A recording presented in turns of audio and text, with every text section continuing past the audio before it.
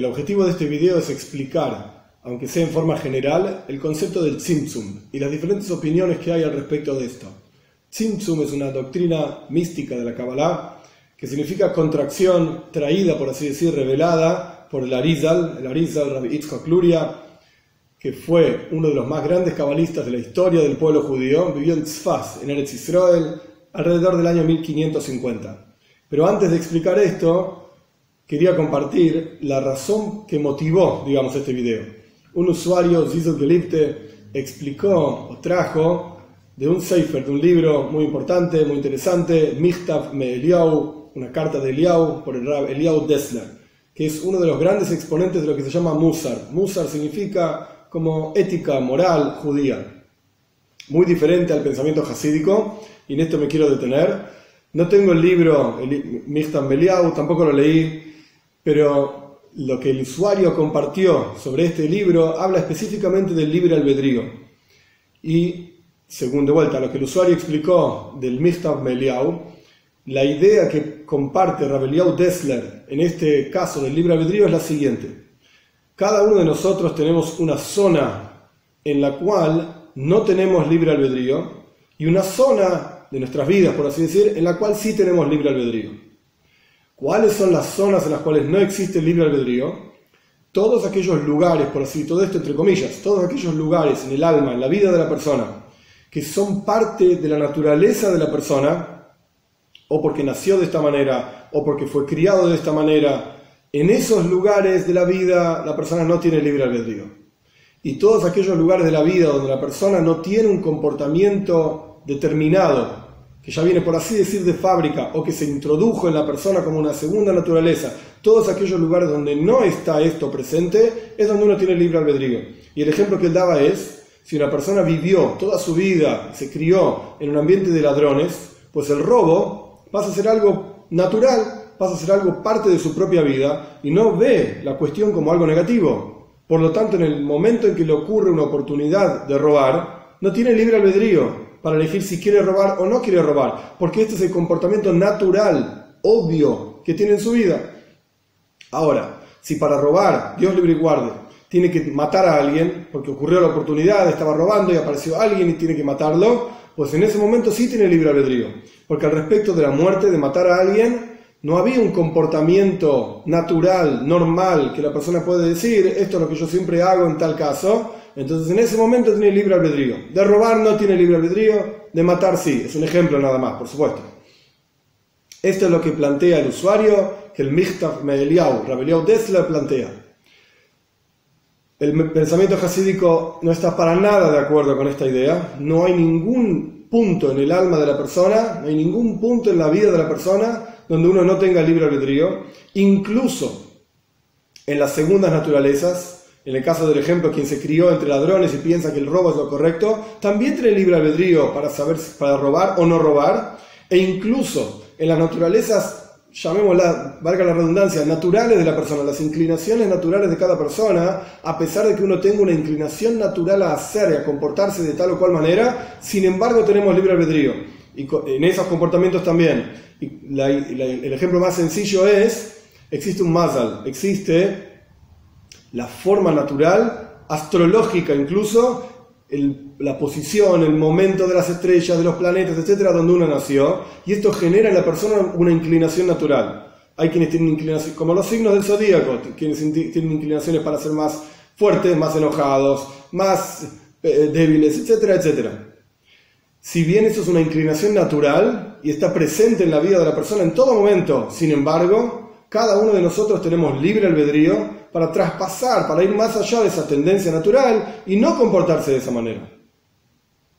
Esto es la explicación, jasídica de esta cuestión. Ahora, yo le planteé al usuario, Zizel Gelibte, que esta cuestión de dónde hay libre albedrío y dónde no, que para el pensamiento jasídico en todos los puntos de la vida hay libre albedrío sin excepción,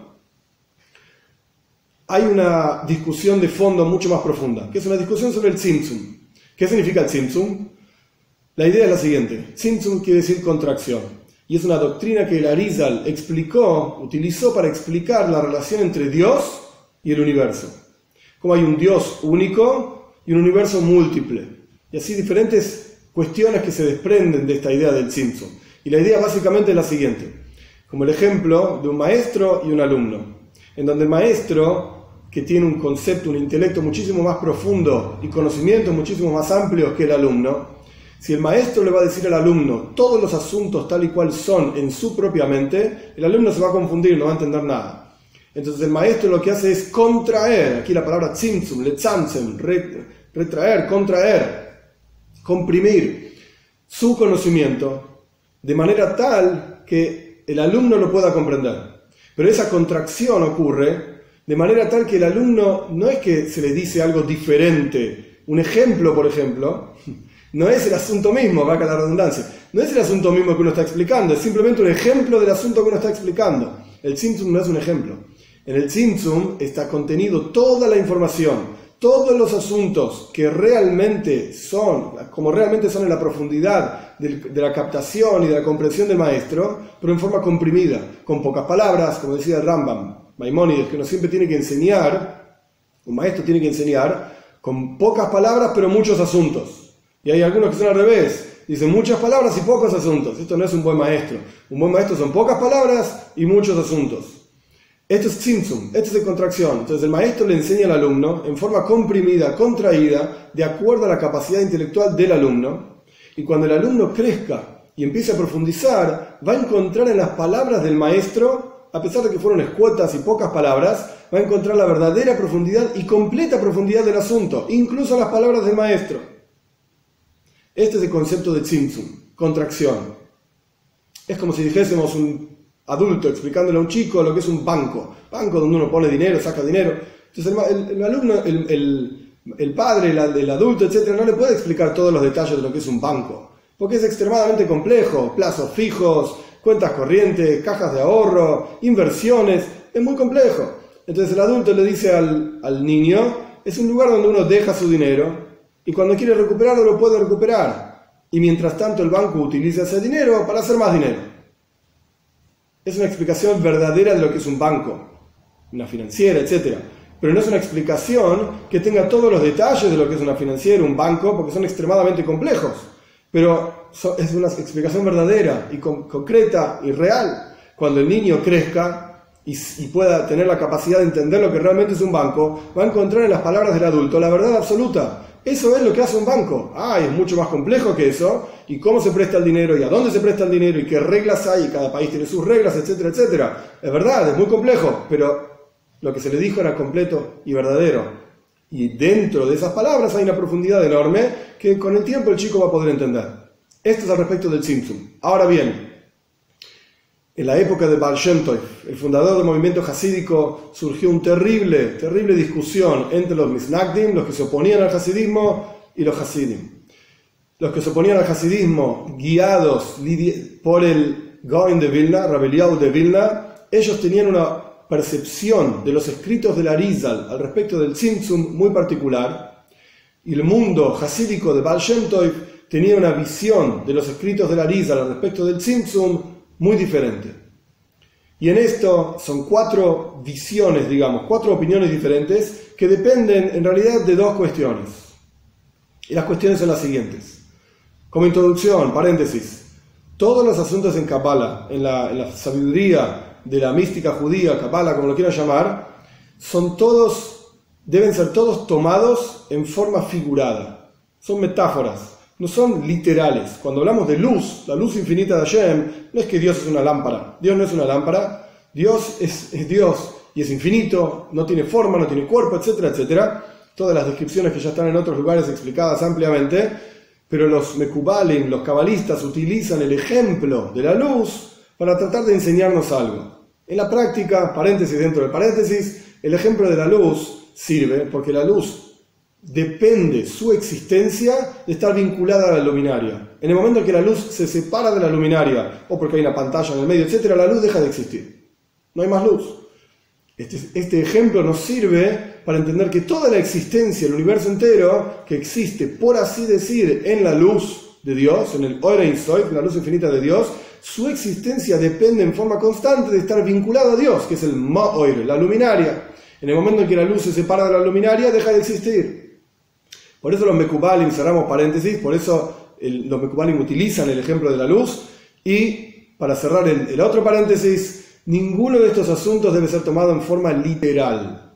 Dios no es una lámpara, no es una luminaria, Dios es Dios.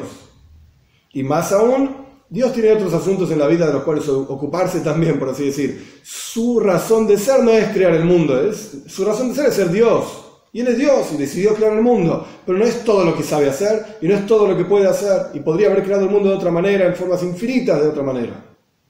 Cerramos paréntesis, la advertencia, por así decir, antes de meternos en los asuntos de mística, de Kabbalah. Nunca materializar estos asuntos.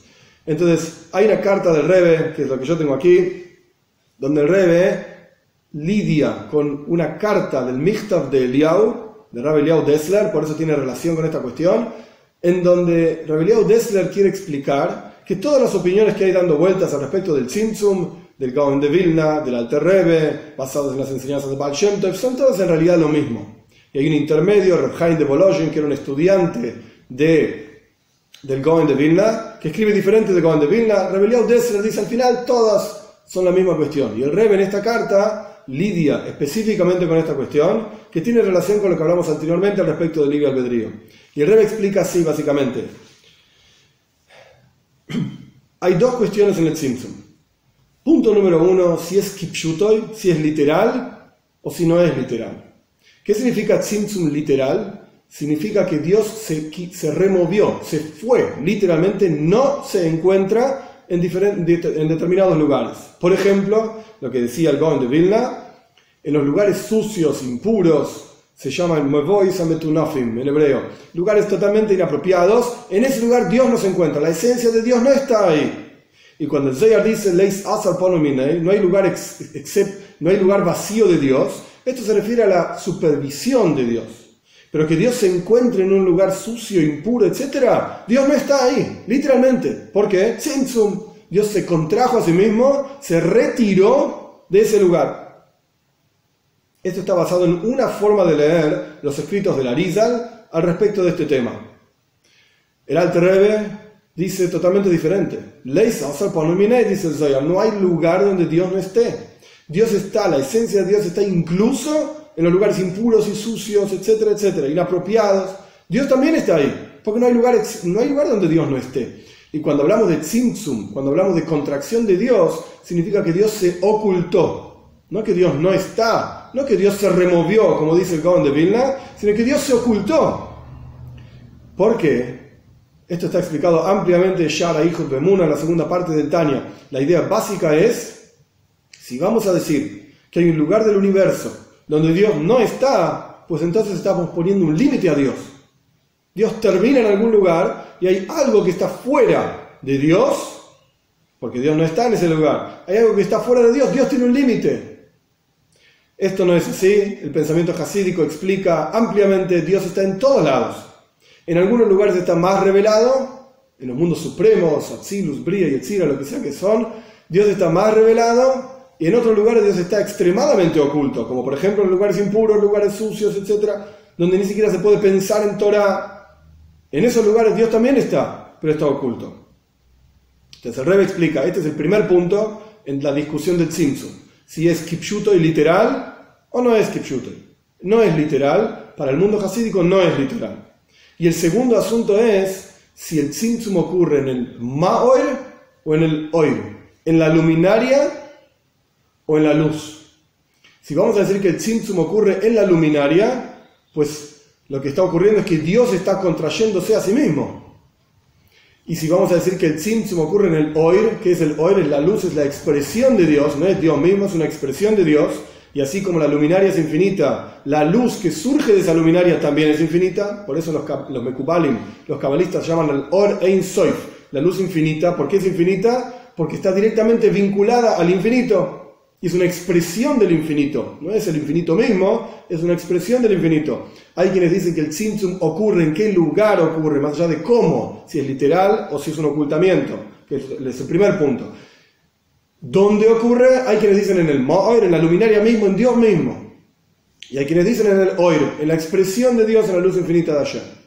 El mundo jasídico opina que el tzimtzum no es literal, es un ocultamiento y ocurre solamente en el Oir, en la luz, en la expresión de Dios, no en Dios mismo. Pero el Rebbe plantea las 4 opiniones. Opinión número 1, el Tzimtzum es literal. Dios se removió, se retiró de un lugar y ocurre además en el Mo'er, en la luminaria, en Dios mismo. Segunda opinión, el Tzimtzum es literal, es en Dios mismo, pero ocurre en el Oir. Perdón, es literal, Dios se retiró, pero la luz solamente ocurre en la luz, no en la luminaria. La tercera opinión es que el Tzimtzum no es literal, es un ocultamiento, pero es un ocultamiento de Dios mismo. Y la cuarta opinión, que es la opinión hasídica, del pensamiento hasídico, el Alter Rebbe, el Baal Shem Tov, etc., es que el Tzimtzum no es literal, es un ocultamiento nada más, y solamente en la luz, no en la luminaria. ¿Para qué traigo toda esta cuestión, que es bastante complicada? La idea es la siguiente. Cuando Rabbi Eliyahu Dessler dice al respecto del libre albedrío, que hay un espacio en el alma de la persona, que la persona no puede cambiar, y ni siquiera tiene libre albedrío, lo que está diciendo en otras palabras es que el Tzimtzum es kipshuton. Lo que está diciendo en otras palabras es, la contracción es literal. Hay un espacio donde la presencia de Dios no entra. Todo lugar donde la presencia de Dios entra puede existir un concepto de tshuva, de arrepentimiento, de acercamiento a Dios, incluso de cambio de un extremo al otro extremo. La persona que estaba acostumbrada a robar puede tranquilamente acostumbrarse a no robar. Entonces lo que estamos diciendo al respecto del comienzo de la clase de Rabbi Eliyahu Dessler, que él opina que hay espacios donde no se pueden cambiar, no hay libre albedrío, pues esto es una opinión basada en el Gaon de Vilna, que el Gaon de Vilna dice en sus escritos que el Tzimtzum es kipshutoy.